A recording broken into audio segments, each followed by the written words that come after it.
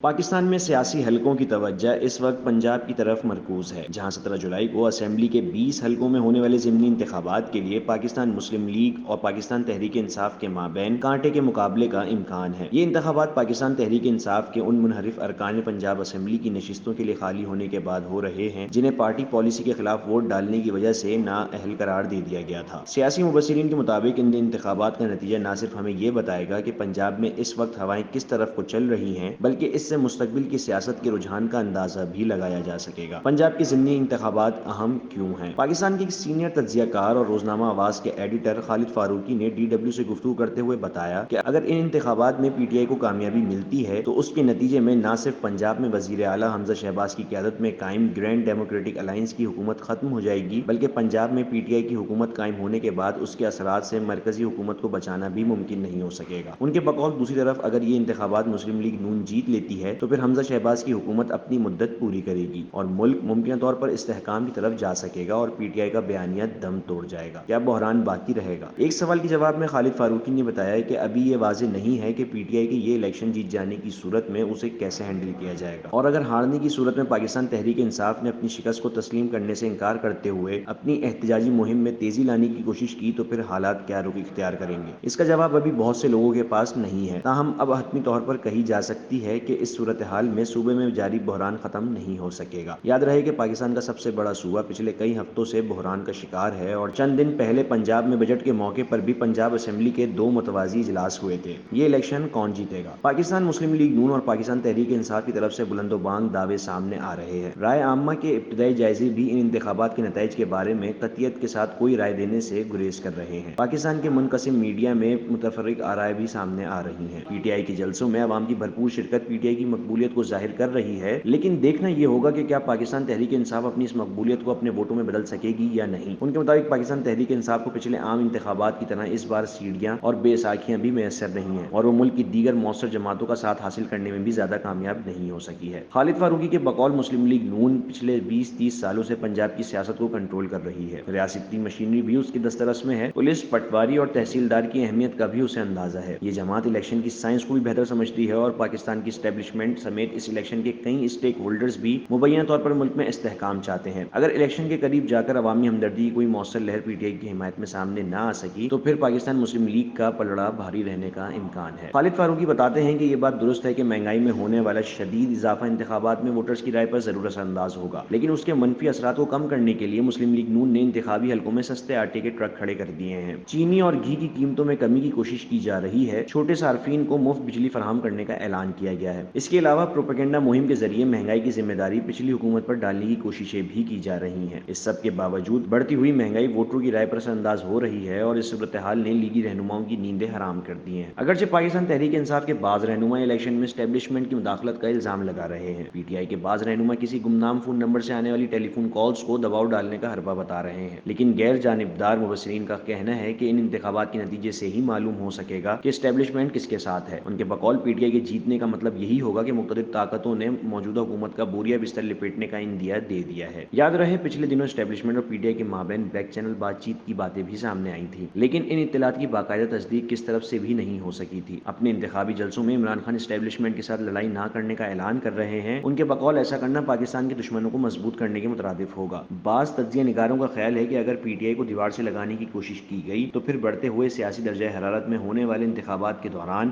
امن و امان کی صورتحال بری طرح خراب ہو سکتی ہے۔